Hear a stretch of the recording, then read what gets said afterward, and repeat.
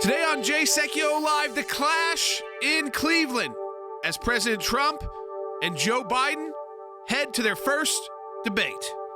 Live from Washington, D.C., Jay Sekulow Live. Phone lines are open for your questions right now. Call 1-800-684-3110. That's 1-800-684-3110. And now, your host, Jordan Sekulow. So tonight is the clash in Cleveland. I think a lot of people have been waiting for this, finally to see both President Trump and Joe Biden go head-to-head. We'll see how Chris Wallace handles. These can be two strong personalities, and neither of which I think Chris Wallace likes particularly. So that's going to be interesting either. He definitely doesn't like President Trump. President Trump doesn't like him, and he's said it pretty vocally about Chris Wallace. But I don't think Chris Wallace loves Joe Biden either. I think that you've got kind of these curmudgeon-y debate moderator and one curmudgeon on the Democrat side and one tough guy on the Republican side. And both can get very heated in debates. That is what we know. Both Joe Biden and Donald Trump can get – I mean, Joe Biden showed that versus Paul Ryan. It was a long time ago. But it was a heck of a debate. But he took the first 30 minutes and he took over and he basically rolled over Paul Ryan. Shocked Paul Ryan. So he can come out swinging to kind of use the Reagan way another way around, Donald Trump is no Paul Ryan, and Paul Ryan is no Donald Trump. This is a guy that if you start swinging at, starts punching back at you with some of the hardest rhetoric. Usually it's actually harder rhetoric than most of us can imagine throwing out at somebody. I will say that about him. Yeah, the president is more of I like boxing, and is more of a this goes way back before anybody's time, Sonny Liston. It's all of a sudden, it's one punch. He whispers, he's just like what he did to Hillary. Sock. Yeah. Hillary said something, and he goes, but you'll be in jail. And that takes away the entire thing. Or, yeah, so he's very... you didn't pay enough tax. He said, because I'm smart. Right. And so he's already handled that tax issue, too, the last time around the debate. And all he said was, because I'm smart, and people loved it. Politico has the story up today. They said they have underestimated, again, Donald Trump. And every liberal is going into this thinking, well, the bar's set so low for Joe Biden. Aaron Goldbrandt, who puts together our prep materials, wrote that the bar is set so low for Joe Biden that if he doesn't mistake Trump for his own wife, the media will say it was the greatest debate performance ever. There's something about that, But there is a very low bar for Joe Biden. So coherence is the bar. Yeah, I want to say something to our audience because the bar has been set extremely low, and what Jordan said is exactly correct. Joe Biden has spent 40 years on the floor of the United States Senate debating most of the time. So he can debate. So I don't expect Joe Biden to be a weak debater. No, unless he just can't get the numbers out, can't get the stats out. He can be a gaffe machine. Could be. And how does he handle the attack on his Hunter Biden is coming up immediately. Yeah, well, I'm sure they're prepared for that. So here's what I'm telling everybody. Look at both style and substance, because I think where Chris Wallace will be good is keeping it back on track. Now, I will tell you this. I've had Chris. I've been on his program a lot, and he is the most difficult of the Sunday morning shows. He is the most aggressive of all of them. In a nasty kind of way. Yeah, I he think can get pretty nasty. And I don't. Makes conclusory sentences. He'll say, "Well, that's not that's not what you said about such and such, and that's wasn't even the same context." So and we just have to be prepared for it. Here's the topics too. I mean, they kind of open themselves up to war. He starts off with the records. I mean, that's very broad. Mr. Trump's and Mr. Biden's records. That could get into anything. Then it's the Supreme Court. I think that's going to benefit Donald Trump. Yeah. The COVID pandemic. Again, Joe Biden's going to be pressed by Chris Wallace saying, what would you have done? What are you going to do so differently? Like, what do you think you could have done that would have been so different for the United States? And I think Joe Biden better have an answer for that. Then it's the economy. Well, that's Trump. Race and violence in cities. That is a danger zone for Joe Biden. A danger zone for Joe Biden. And then the integrity of the election. Well, I don't even know if they'll get to all these topics. There's a lot of topics to get to in an hour and a half. But they'll hit them quickly. Yeah. I think this is going to be a real joust. I think the president also knows how to debate. So they both know how to debate. The question is going to be, who shows up game day ready to go? I have no doubt the president will be ready to go. The Joe Biden that appears, we're going to see in about 8 hours. Yeah, and that's the big question. Which Joe Biden shows up in that first 30 minutes of the debate, which is critical because that's when you got the most eyes on it. We'll be right back with Rick Rennell.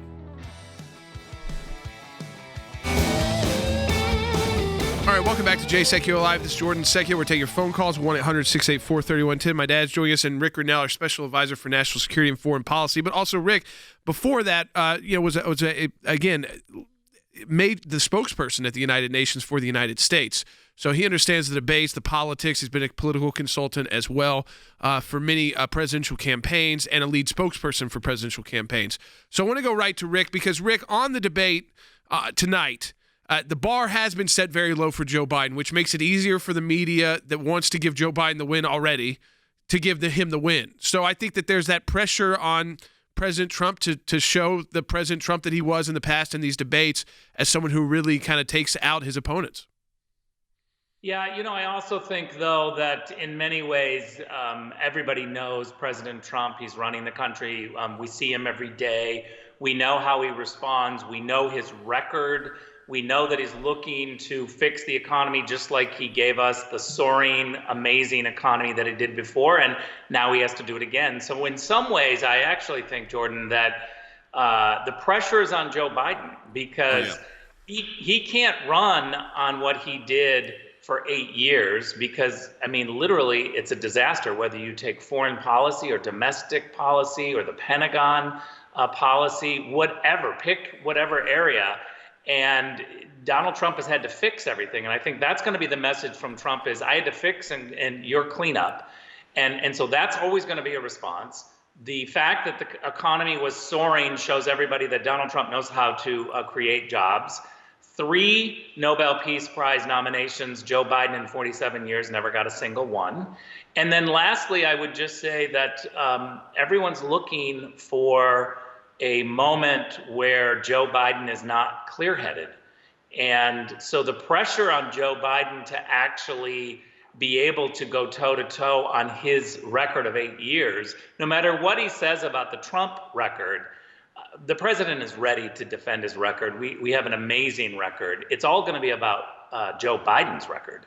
So I was going to ask you that, Rick, and that is the juxtaposing the two foreign policy issues. And let's take the Middle East, which you're intimately familiar with. So we look at the Joe Biden days with President Obama, so the Obama-Biden days, and look at the Middle East, and then we look at it now under President Trump. There's a giant contrast. It's not just the outcome, but also how we got there. What's your sense of how big of an issue that plays?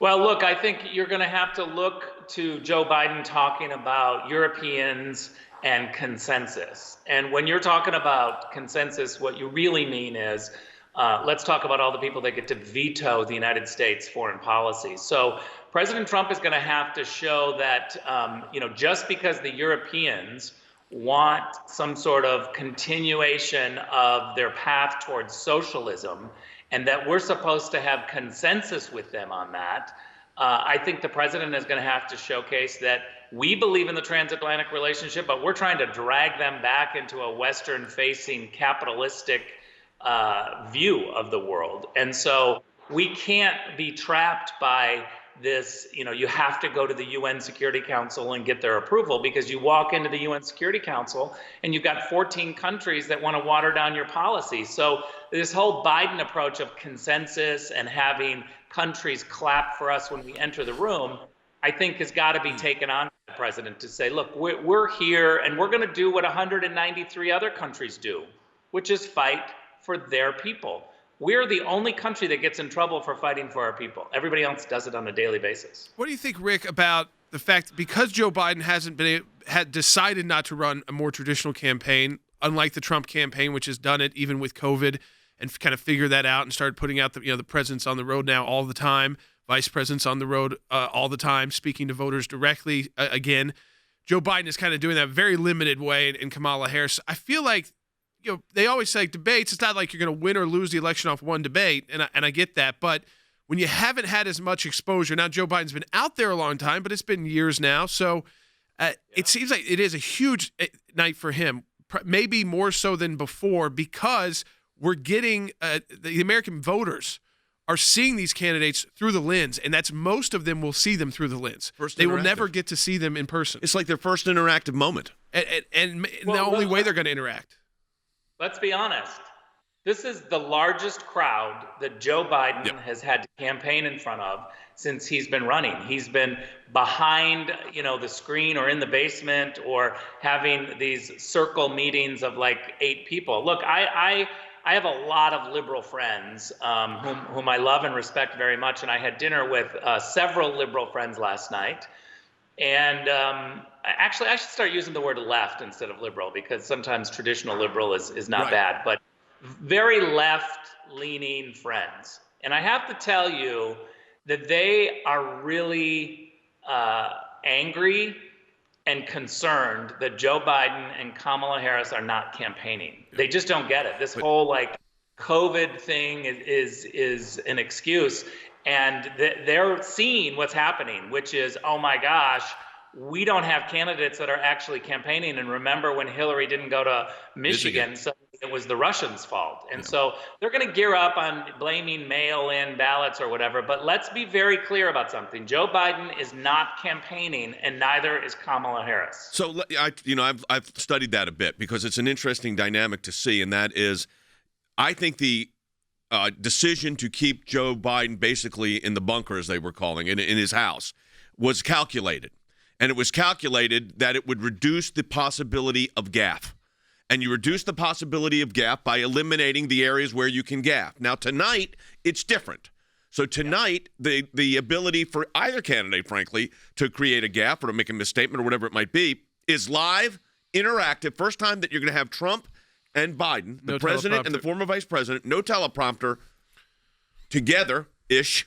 I mean, I know it'll be socially distanced, but interactive. Because these debates, and I think the way Chris Wallace wants to do it, is there's going to be a lot of interchange between Joe Biden and the president. That's what I think Chris Wallace wants, and that's going to be interesting for Joe Biden to have to handle. Yeah, and I hope that Chris Wallace doesn't jump in and try to control it. We all watch boxing or football, and the activist referees that are trying to control the game too much, I think, is something that really annoys people. And I hope that we don't have some Candy Crowley moments where somebody has to defend, or the Stephanie Rule moment from MSNBC where they have to jump in and give Biden the answers. We need to let the two kind of go at it, and Chris Wallace can be there to kind of pull them off each other and get them back to sparring if they get stuck. But I think the fact of the matter is that the moderators should not really be seen that much. Their role is to pick at both, ask quick questions, not make statements, and try to get both to talk. We want to hear from them. We don't want to hear from Chris Wallace. So, you raised the issue of how the moderator does this, and Chris Wallace has been quoted as saying he wants to be pretty invisible. Now, Chris Wallace by nature is not invisible. Someone that's been, I know you have been on his program, I've been on his program. This is not a guy that's invisible. He cuts you off. He changes topic. And the president's approach generally on these kind of things, if you look back at the tapes, which I've had of the previous debates, he's unbelievably quick on one-liners. Joe Biden, on the other hand, is very aggressive in that first 30 minutes. And that's going to be the interesting dynamic to see how that one punch plays against the guy that keeps coming. So does the president do is it the Thriller in Manila, or is it Zaire where you lay on the ropes, he swings out, and then you go for the knockout punch? I don't know. I like boxing. I'm using boxing analogies. But the president is so good with one-liners that you almost wonder if you let him punch out for the first few minutes and then just hit him with the zingers to stop it. I don't know. It's going to be you have to play that when you get there. The president is fundamentally different when he's in the press room with 15, 20 reporters. Yeah. He understands that moment is really not about information sharing. It's about entertainment. I mean, just look at the reporters in that room. They're not looking for information. They already know the information.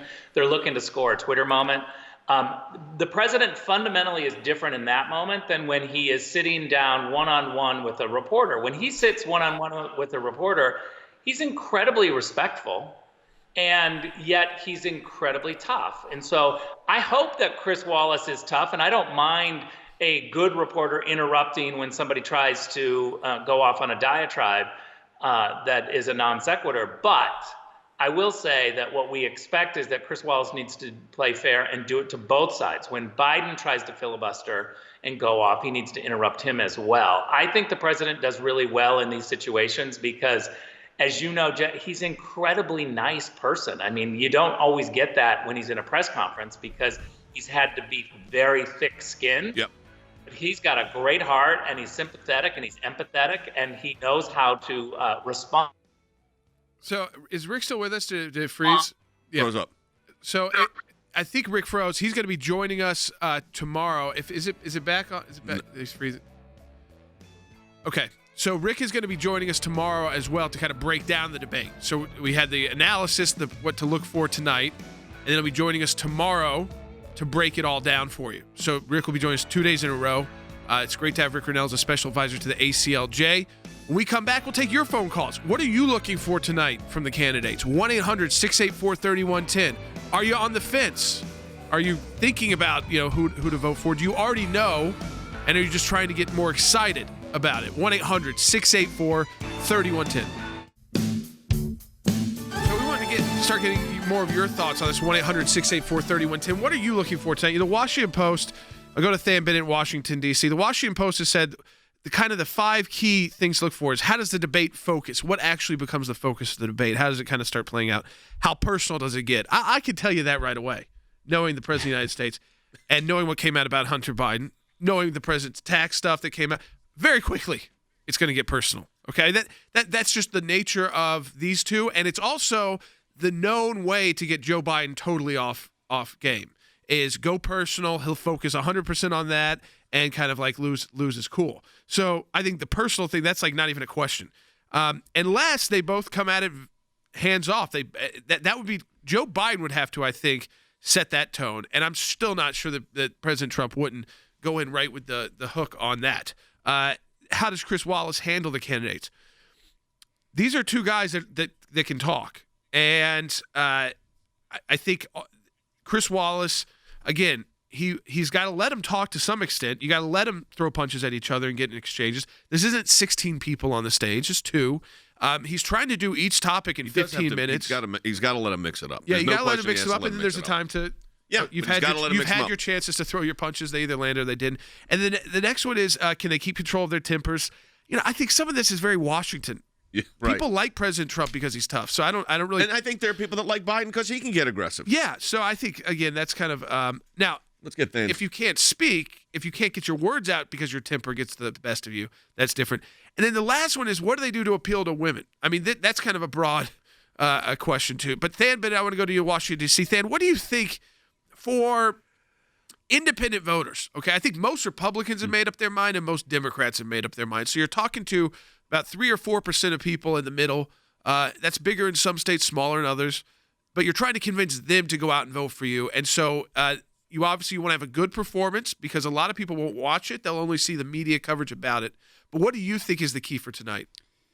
Yeah, a couple of things, Jordan. First of all, on the point about the moderator, look, it's only 90 minutes long, so if they are mixing it up or if one of the candidates loses their train of thought, which, the vice president has been known to do recently, I think they've got to let him go, Jordan, because I think the American people need to see how nimble both of these candidates are or aren't on their feet.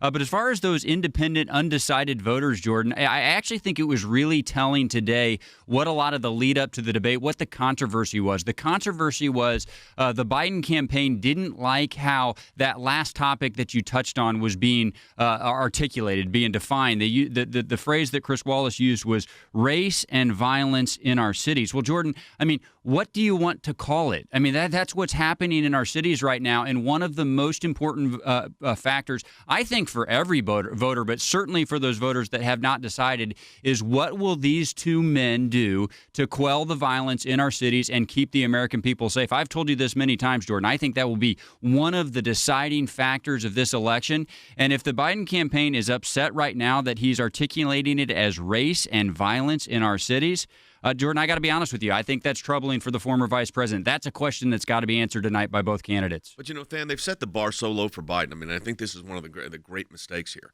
is they've set the bar so low for Joe Biden that him showing up is a win.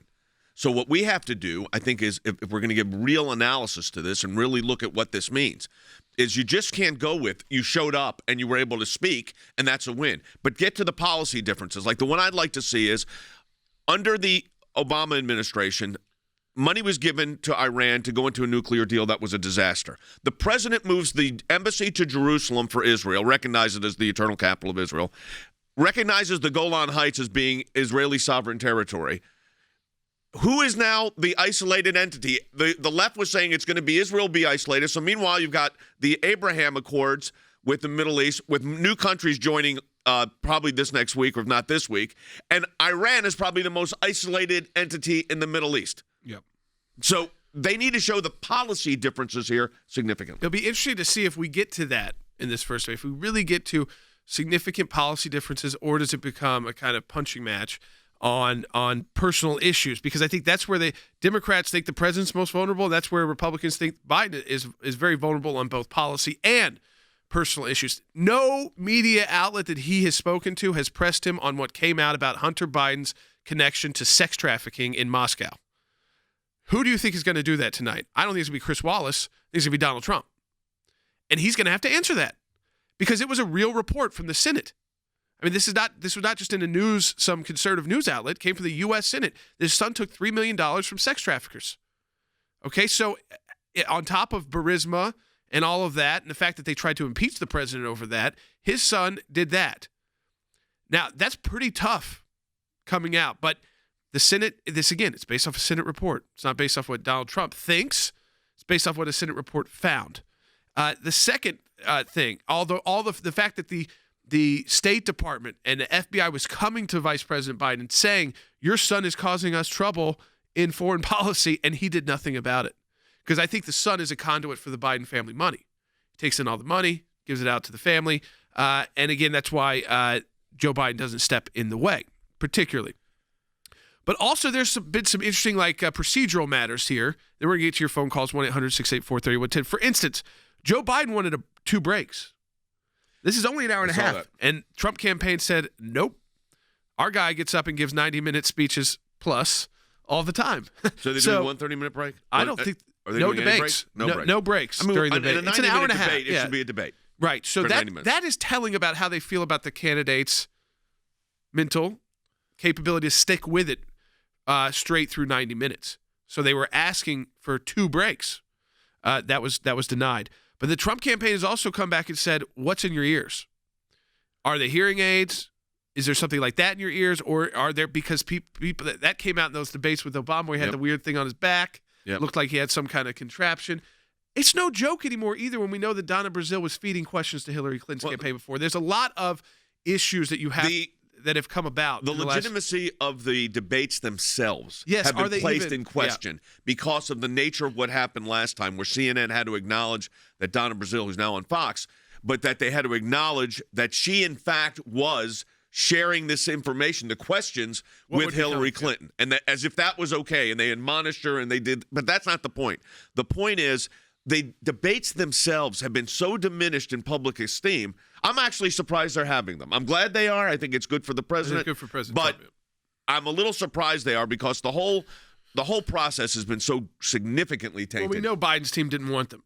Yeah. Hillary, I mean, you even had Nancy Pelosi saying you shouldn't go to the debate. Right. I mean, so, and that she still believes that. She was asked, I think, about it a couple of days ago. She said, I still think that. But because I think they know.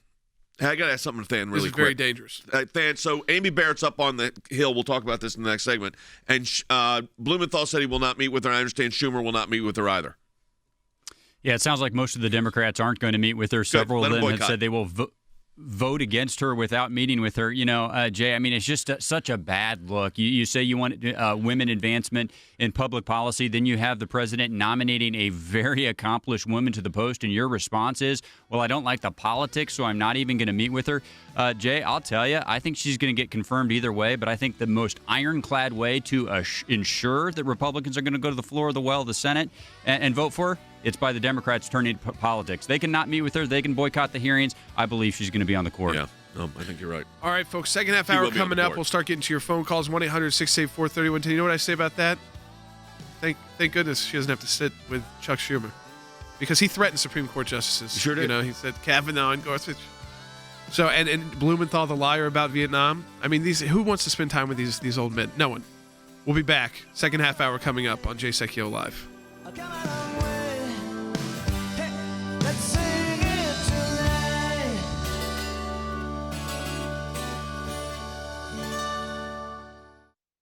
Because of your support, because of the support of every member of the ACLJ, one of the practice areas that we've been able to develop is Freedom of Information Act requests, or FOIA requests. It's thousands of pages of paper, and in those thousands of pages of paper, you usually find a nugget. Government agencies acting out of control. We have exposed that in our FOIA litigation, and we do that every day that we bring these cases. It is your statutory right as an American citizen to have access to documents that reveal how the government is functioning, how your government is functioning. We took it to the IRS.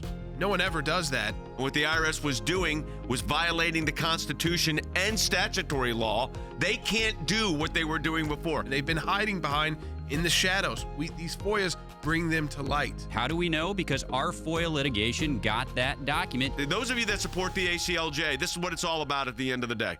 Think we haven't been on this, folks? We've been on it. Live from Washington, D.C., Jay Sekulow Live. And now, your host, Jordan Sekulow. Comments on Facebook. We've got calls coming in, 1-800-684-3110. We're going to get to those even right away because we're talking about what you want to see in the debates. So we've had Rick Grinnell on. He's an expert there on campaigns. He was a spokesperson for Romney on foreign policy. Former acting director of national intelligence. Former U.S. ambassador, but also he was a spokesperson for the United States at the UN, the longest serving ever. And so he's been in these spin rooms before. He does a ton of media like we all do. So he gets it. He gave his analysis. I want to hear from all of you what you kind of think needs to be said. So Mark on Facebook says Biden's got to speak out about the riots in the cities. It's destroying our country. So how he handles that, because it's a topic tonight, is a very careful balance for Joe Biden because he wants the far left vote. Yeah. So and the far left, like you heard from Rick, and we know this, they don't think that Biden is doing enough right now in campaign world, and they don't want him attacking the protesters. And that's why they didn't. The fan brought this up. I'm going to go with fan on this. They don't like the phrase violence. So what would they rather probably have said? They would rather have it called city unrest. But it is violence, and so you got to look at what it actually is. How do you think that plays, Stan? Well, they don't want to speak against it because, like Jordan said, it represents the fringe of some. I think fringe is the wrong word. It represents part of their base. Let's just say it plainly, Jay and Jordan. That's why they don't want to address it. And look, he's got to be willing to distinguish between legitimate protests and violence in the streets. And they have not been able to do that. So, Jay, the only really way they can avoid making that distinction is if it doesn't come up. But if it's in the definition of one of the topics that Chris Wallace is going to go to, they're going to have to. I predict this, Jay. I don't think you will see an outright condemnation of the violence from Joe Biden. And if you do, here is where I think Chris Wallace really has an obligation to push back because we have not seen the action that it takes on the part of the left in Washington, D.C. to actually enforce that. The words aren't enough, Jay. There's violence in the streets. The president has been doing what it takes to quell it. And if Joe Biden were to take office, Jay, he would have to be committed to continuing it. I don't think he'll say that tonight. I think you're right. All right, so let's get to your calls and comments. Let's take a call right off the bat. Let's go to Fonda, calling from Ohio on line one, a very important state, of course, and the debate is happening in Ohio tonight in Cleveland. Fonda, welcome to Jay Sekulow Live. Well, thank you for having me, sir. You're on the air. Okay. What I would like to ask is many times the coordinator of the program will ask a question to a candidate. Then the candidate just takes off on a political tyrant and never does answer the question. How do you think Chris Wallace is going to handle that area of actually getting the questions answered? I know. I think Chris Wallace will make him answer the question. I mean, Chris Wallace is very tough when it comes to moderating. First of all, he spends his life moderating. So this is not something new for him. That's different when it's a debate. But I think you're not going to be able to – what you're going to have to do with Chris Wallace, which I have found when I've been on with him, is you have to say, now, wait a minute, let me answer the question. And if he doesn't like the way your answer is going and he tries to interrupt, I think either candidate needs to say, no, wait a minute, I'm the candidate. So let me answer the question. You ask me this, I'm going to explain it to you, but this is my answer. And this is how I get to this point. So – but I think Chris keeps saying he wants to be invisible. I don't personally believe it. No. But I think that it's going to be aggressive. But I think both candidates are going to have to say, I'm answering the question. You just don't like my answer. So I think they will make him answer the question. Yeah. Okay. So, I mean, there we go. There's first call. It's the kind of like the answering the question part. It's always tough with the debates. But if you ask direct enough questions, and listen, it's not a lightning round. This isn't 16 candidates. We're talking about issues that deserve more than a yes or no sometimes. And I think if Chris Wallace tries to go at it with, I want a yes or no. Foreign policy is not always yes or no. It takes a description. There could be some yes and no answers too. President Trump's good about that. I think it's Joe Biden who really doesn't do yes or no. And he kind of just goes on and on and on and on. And so they need to be treated equally. It should just be fair. That's all we're asking for is fair. And if it's fair, then you can really judge the candidates. If it becomes a moderator-focused debate, then it's a wash for both. And neither want that. 1-800-684-3110. How do you expect tonight's debate to go? And what are you looking for? Give us a call, 1-800-684-3110. Are you going to be watching? 1-800-684-3110.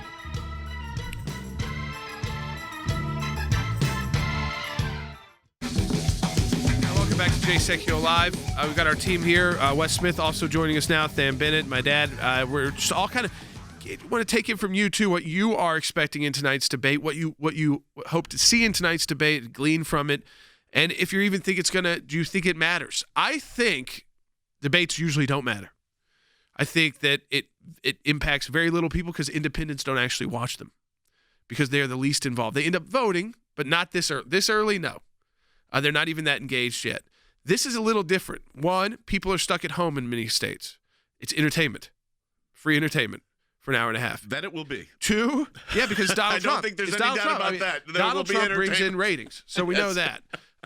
Joe Biden hasn't done much publicly without a teleprompter. So this will be interesting and unique. So I think that this debate is probably more important, especially the first half hour when people actually are paying attention, because you lose a lot of people after that first 30, 40 minutes because it's just like they got to do other stuff or it's a lot of talking because uninterrupted hour and a half. There's not Joe Biden wanted a couple, commercial breaks, if you will, potty breaks, I guess, and he got denied. They said, go to the bathroom before. It's an hour and a half. American people deserve that. Of course, Trump's campaign came out and said he speaks for 90 minutes regularly, if not longer, so he has no issue with that. But and that's what they said. I know. And I don't think he has no issue with that. There is a question right now. There's a lot of people commenting about the earpiece thing. I think Joe Biden is going to have to handle that. Does he wear a hearing aid? I don't know. I'm not. I'm not making fun. Listen, I have tinnitus, so sometimes I use a hearing aid. It's called a rehearing to try to. Yeah, and if you, so I mean, I'm sure if you know that there might be some device. Now, would Joe Biden want to come out and admit he had to wear hearing aids? No. Okay, well, which is kind of ridiculous in this day and time. But okay, like you said, the debates themselves are also like. Are they necessary in 2020 to have two people going at it for an hour with the moderator and all the weird 1960s style stuff? Here's the same stage. Yeah. Here's the problem: the esteem of the debates has been dropped so significantly because of the fiascos of the last one. So how they're viewed by the American people is very different than they used to be. And Wes, I think that one of the issues, I think it'll be good that you'll see them on the same stage. They'll be interacting with each other, but the expectations for Joe Biden are so low. They really are. I mean, just showing up will be deemed a win for him. Exactly. It's an unconventional campaign season, and I think that makes the attention on this debate much, much greater. But you look at this year so far, Joe Biden has actually talked to the press intentionally 12 times. President Trump, by my last count from one of the media outlets, he's... No, go ahead. Almost, yeah. 171 different formal interactions with the press. So it's an unconventional campaign. I think the president goes in with those advantages. And for the first time, Trump gets to speak to tens of millions of Americans directly because the mainstream media, they don't allow him to do that. They play excerpts out of context and they criticize the president. Tonight, for 90 minutes, he gets to talk directly to the American people. But I want to say something here, Jordan. I want to get Than's comment on this because here's and yours too. Don't undersell Biden's ability to debate. Yeah, he has spent his lifetime debating. You are across the street, Than, from the United States Senate right now. Biden knows how to debate. Now, whether he'll be able to pull it together tonight, that's a different question. But he does know how to debate. No question about it. He spent more than 4 decades across the street from here in the United States Senate. And Jay, I would tie this into the conversation you had with Rick and Jordan about foreign policy as well. I mean, 3 different times he was the chairman of the Senate Foreign Relations Committee. So, look, I look at President Trump's record in the Middle East and in foreign affairs, and it's, of course, riddled with accomplishments. That's a topic that Joe Biden has debated, has talked about for his entire career. He should be able to talk about it very well. Now, it might be hard to compare records, but, Jay, there's nothing that Joe Biden is not familiar with if he's not familiar with debating, especially when it comes to foreign policy. So, look, I think it's fair. I think he has to hold his own. If he can't do this, Jay, he's not going to be able to do anything because this is what he's done his whole life. All right, let's go take your calls. 1-800-684-3110. Let's go to Edie in California on line 4. Edie, welcome to Jay Sekulow Live. Thank you, and God bless you guys for all you do. Thanks. I'm a conservative, and so I'm a decided voter. But I watch Fox News all the time and listen to Christian radio stations. So to me, that is kind of preaching to the choir. Tonight, what I'm looking for is an opportunity for Trump to share what he has done and what he plans to do in the future to kind of counter all the propaganda that is out there on the other side. Yeah, I think. Listen, it does give the president an opportunity to reach and say, listen, you hear all this junk about me all day from CNN, MSNBC. So if you're not, like you say, if you're not watching Fox News, listen to conservative Christian radio, where there's some preaching to the choir, I get that too. I mean, I understand. It's also about educating people in the choir because you're not going to get it anywhere else. Like, this. But this is President Trump's opportunity where you're on every network. They're not going to cut away from you. So you get to talk to the labor voters. You get to talk to the moms. You get to talk to the suburbanites. You get to talk to the farmers. You get to talk to people who live in inner cities. And no one's going to cut you off, except for maybe Chris Wallace. But, no, you're not going to commercial break. And I do think that favors West President Trump. He likes to have the long-form format to talk. Yes, he does. And as I said, for the first time, he gets to do this directly via the media with the American people. Plus, the president has a record of achievements to actually run on.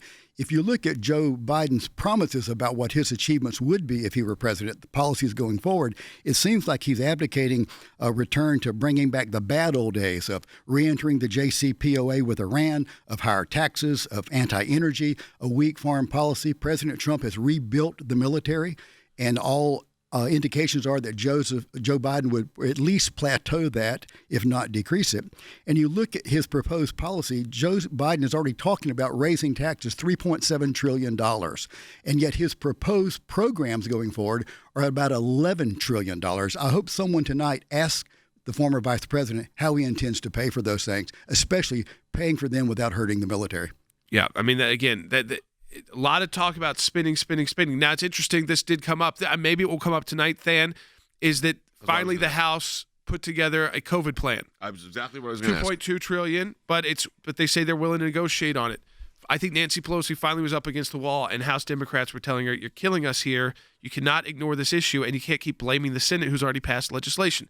So now the House has a plan. That will come up in the debate. Where is that, though, in the House right now? With kind of and it's really not about can it pass the Democrat-controlled House, but in negotiation with the Trump administration and the Senate. Well, here's what broke the logjam, Jordan. The president of the United States went to the Senate Republicans and said, no, I'm going to broker a deal with Speaker Pelosi, and if she won't come to the table and pass something, it'll be her fault, not ours. So the president saying, I will chart out a middle ground is what broke that. Jordan, they can get it through. They have to pass the continuing resolution to fund the government. I imagine in the end it'll probably be tacked onto that, but they'll work it out one way or another. Jordan, one other thing I did just want to really stress, though. 84 million people watched the first debate between Hillary Clinton and Donald Trump. 2 factors I think are going to draw this number way higher. I think it's going to go north of 100 million. Yeah, One, right. President Trump always draws. But 2, Jordan, that 84 million number, that was before people realized that Hillary Clinton was going to disappear off the campaign trail. People already know that Joe Biden is off the campaign trail, and this is their opportunity to see him. So I think both candidates will drive that number higher. A lot of people, Jordan, watch these debates. I have a question for you, Jordan, from your campaign experience, and that is this. Let's say Biden does okay. Mm-hmm. Not fantastic, but okay. Do you change your tactic then and get him out on the right? So tell people what could be coming the day after. Joe Biden start campaigning all across the country. Right. Now, if he can hold it together for 90 minutes with Donald Trump, he should be able to give a speech to crowds. If he can draw crowds, if the liberals are not too PC to put together a crowd, but Why not go to an airport hangar, do it outside where it's pretty safe with COVID, and you can make people wear masks if you want. That's fine under his plan. He wants to do a mask mandate. And a lot of things are going to come up tonight that you haven't even heard because you don't watch like MSNBC, and they're not. Even MSNBC doesn't want to focus in on it too much because they know it would turn you away from it. Joe Biden's one of his first actions as president. He wants a nationwide mask mandate. I don't know where that power is in the Constitution. The police power is with the states. It's the 10th Amendment. Yep. I mean, a nationwide mask mandate, you are losing the Midwest. So will Chris Wallace bring it up, or does Donald Trump have to bring it up? Yep. And I think that will be something. Remember, President Trump is going to be able to learn from this debate how much he's got to bring up those kind of issues. But you do think there'll be some campaigning after this if he does okay? If Biden does okay. If not, it's going to be like what Than said, like Hillary Clinton, where it goes quiet. What do you think on the military side, Wes, really quickly, because we're less than a minute here? On the military issues, how do you see the juxtaposition, the two candidates? I think there's no comparison. The president, morale in the military is at an all-time high. He has rebuilt the military, especially our aviation assets and our Navy ships. Former Vice President Biden, was part of the Obama administration when the military suffered. I mean, really, truly suffered both in recruitment and weapons platforms and other equipment. Consolidation. Yeah. And the vice president was a part of that. And if you look at his spending proposals, I think he's going to do the same thing again. Yeah. I think, there's a lot could happen in this debate. We'll take your calls when we get back, 1-800-684-3110. But the expectations are like low, but also, think about what we're talking about. Very high for what can happen within 90 minutes. And a moderator plays a role. Strong personalities on both sides, Donald Trump and Joe Biden. If Joe Biden comes to be like the old Joe Biden, he's got very kind of not similar to President Trump, but they can both go at it. But Joe Biden's campaign has supposedly been telling him don't engage President Trump that way. Didn't work for Hillary Clinton because he just throws in the one-liners after you talk. So Joe Biden, I think, will have to respond. He's not that type who's going to let that go. Hi, I'm Jordan Sekulow. Right now, your kids are stuck at home, trying to learn online, and the ACLJ is here to help. We believe the great and sometimes complicated history of our nation is too important to let anyone overlook. Not because of a pandemic, and certainly not because of someone's political agenda. But there are people out there right now, even political leaders, that have called to abolish history classes. They want to erase American history from classrooms and from textbooks. And that's why now, more than ever, we need to be honest and educate our kids on who founded this country, how government works, and what, even as a kid, they can do to protect it. You see, creating engaging and entertaining content for kids is one of my passions. I've been blessed to work with the biggest players in the industry, including Disney and Nickelodeon. But there's a glaring hole in that space. A channel that shares the same principles that you want to instill in our next generation. That's why we came up with this exciting new project that will offer fun and educational video content that you can share with your children and grandchildren. It's a brand new channel from your friends at the ACLJ. We call it Bald Beagle. Bald Beagle. I know it's fun to say, and yes, our logo is a half bald eagle, half beagle, but it'll be even more fun to watch. Bald Beagle will have your children's interest at heart with great content that at times will feel over the top and ridiculous, but it's actually very serious business. Bald Beagle's initial launch will be on YouTube. We believe our content needs to be available to kids where they are. And if your kids are anything like mine, that's YouTube. George Washington once referred to kids as the future guardians of the liberties of this country. Right. And we at the ACLJ and Bald Beagle believe we must provide an option now to raise those future guardians. I like the sound of that. Me too. If you believe in this mission and want your kids and grandkids to benefit from an educational entertainment platform that honors the same core values you do, visit baldbeagle.com today.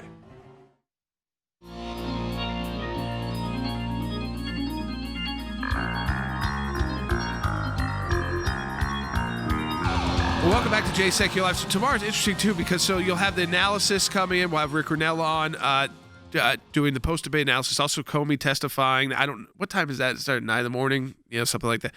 Be interesting to see if Comey's testimony, if he just kind of throws everything off on Peter Strzok and the other actors. Be what they do and say, it's not really. It wasn't me. I didn't make the mistakes. Did that in his movie. Yeah, exactly. It was my team that made all the mistakes. I was the figurehead.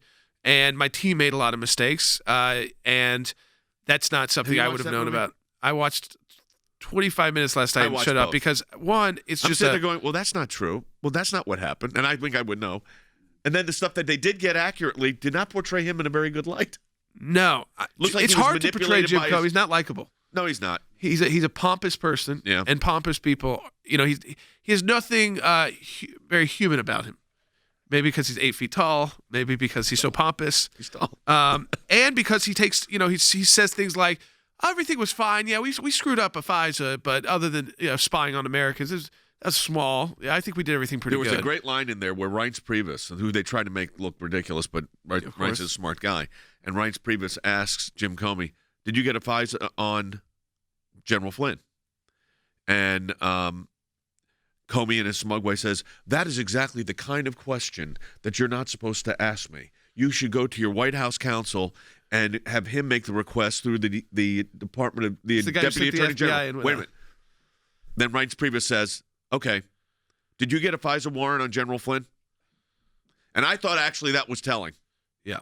Because Jim Comey didn't follow the rules Jim Comey, they have Sally Yates going after Jim Comey. Why are you trying to do my job? Don't do my job. Stop doing my job. Of course, she later called him rogue. Yeah, she did call him rogue. So from both, I've said this from the beginning.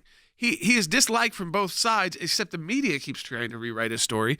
It's weird to me that the media keeps trying to rewrite his story because, and while we're on the air right now, Mike Flynn is still having hearings. I just checked. So our friend Ted Groves, who's a great lawyer, is checking in with us. I guess they're in a break of some kind. Yeah. So, this is still going on. People have called in, is Mike Flynn going to get restitution, things like that. He's still in the hearings. He's still not had these charges dropped. Yeah. So we haven't gotten to that point yet. All right. Here, let's go take the phone calls. And again, we're going to have great analysis tomorrow. So definitely want to join us for this post-debate analysis. We'll watch the Comey hearings as well. Let's go to John in New York, then we'll go to Deborah in Delaware. John, welcome to Jay Sekulow Live. Thank you very much. Hey, John. How you doing? I'm not concerned about Chris Wallace taking control of the debate. What I'm concerned about is the live fact-checking by mainstream media, ticker taping it on the screen. So obviously they're not going to ticker tape information, excuse me, that's in favor of Trump. Yeah, I think that's baked into the situation. You know where they're going to go. Now, I think Trump's team has to be aggressive in getting out the messages on why it's correct, why the information shared is correct. Yeah, but most people won't again, see it. The debates have lost so much esteem, Jordan. I wonder what the play on that's going to be. Yeah, we all know CNN's cry on and MSNBC's cry on it are never going to be good. So, I can tell you what now they're going to say. Liar. They're going to have David Axelrod, and here, let me tell you, this was. I can tell it right now what he's going to say tonight. This was Joe Biden's best night. I have never seen. People thought that Joe Biden couldn't do it. Well, they found out tonight he could. They've already got their lines written. Yes, unless it's a real disaster. Right, they'll be honest if it's got to be. But a disaster like that we all saw, not like he had a mistake here, mistake there. I think they've got to be fair. Did Joe Biden? Let's say he has a decent night. Is he convincing anybody to vote for him? That's the second question. Even if you are showing that you are, I guess, coherent, competent, Joe Biden has a lot of that to play into tonight. He has to show that he could even be president of the United States because he's made the weird comment that if someone pushes me off the top of a building, very Middle Eastern, that Kamala Harris can be president on day one. Exactly. He's thinking already in the sense that I don't come across as someone who can actually be in charge. I want to ask this to fans. So what is the sense across the street right now? I know how everybody's lowered these expectations. I'll ask you this, Wes, too, kind of what you're hearing. But what is it in Washington right now? When I was there last week, expectations were very low. Well, this is, Joe Biden's a Washington guy, Jay. So more people here in Washington still, I would say now, are probably more familiar with Joe Biden than they are Donald Trump. And by the way, I think that's why the American people sent Donald Trump here, is because they didn't want sort of the club around. But look, it's not polite to say, but I actually think what Jordan just said is what a lot of people are thinking. Can Joe Biden go 90 minutes toe-to-toe against Donald Trump and not lose his train of thought in a significant way? And to the question of whether or not he can be president, Jay, I think senators quietly are asking, look, we've got COVID, we've got the economy, we've got the race, we've got the Supreme Court. Is this a guy that's up to the challenge? I don't think you'll hear any of them say that publicly, Jay, but I actually do think they're asking that question behind the scenes. People who find Joe Biden likable, and in my dealings with him when I was at Dover, he is quite a likable guy. But it's a question of whether or not he can really articulate policies that are in sync with the American people. Vice President Biden has drifted enormously to the left. And most Americans are center-right. They will give him a respectful hearing, but I'm not sure that even some Democrats are all that keen about what Joe Biden might do as president. Some of them are hoping that perhaps Kamala Harris will be the de facto president. All right, let's go to Deborah in Delaware on line 6, the home state of Joe Biden. He spent a lot of time in his Delaware bunker. Deborah, welcome to Jay Sekulow Live. Hi, thank you. Hello. Good afternoon. Basically, I want to see President Trump tonight draw out the truth from Joe Biden about his policies that he's going to implement if he becomes president. And I also want to see the president force Joe Biden to talk about his failures. Well, I mean, it's going to be interesting. Will Joe Biden see them as failures? There's interesting things like, why were you can't, like, for instance, Joe Biden can't take credit for Osama bin Laden. That was something that Obama could. Yeah. But Joe Biden was a no vote. Right. So if you want to go forward, that's another knife in the side. Is you bring up, I got Baghdadi. You were a no on Osama bin Laden. So you can't even take credit when President Obama did something good. You were the guy who said, don't do it. And I think that's key. That's very key. I want to play Van Jones' statement that he made. This was during the Biden's convention speech. Kind of sets it right up. Go. And we were prepared for it to be a terrible speech. As long as he didn't embarrass himself, we were going to come out here and praise it. You don't have to make nothing up tonight. Joe Biden did that thing. So I think you're going to hear that unless he really embarrasses himself. I mean, that is such a low bar. That's not even like you did good. That's not a bar. That's like you embarrassed yourself. That means that you not only had bad night, all right, it was your fault. But let me ask you this. So what? Okay. So let's say he comes out okay. Let's say Trump wins. I don't think he will. I think he's going to melt. Okay. That's my opinion. Okay. I mean, I have opinions. I think we should all do that. I think Biden melts under the pressure of the lights. I don't think he can go an hour and a half. How does he campaign then afterwards if he melts? Disaster. The fallout. There's the Hillary Clinton moment where they start falling over in the street. They start losing their cool. His age is going to show even more. Yep. Kamala Harris has been horrendous. She couldn't even name a rapper who was living. I mean, during the NAACP, this is at the NAACP event where she knew the question, and she's done it 3 times with Tupac, unless she believes Tupac's still alive. Okay. Many do, but okay, Than, quickly. I'm not strong on rappers, but I think Joe Biden will probably do better than most people are thinking. Jay, that bar is on the floor. I'm not sure how you don't clear that. Wes? Yeah, I agree with Dan. I mean, the bar is very, very low. If he can really put complete sentences together and sort of stand there and look like he's really with the program, that will be considered a success. I will tell you my view. I think he's going to have a tough night. Oh, yeah. Because his son is a sex trafficker. It's not scripted. I mean, imagine that. That line is going to be out tonight. It's not scripted. And most people don't know. No, he's not scripted. He's not getting help. He's going to be there by himself. We're going to see who shows up tonight. We will see, and we'll have full analysis with Rick Renell tomorrow on Jay Sekulow Live.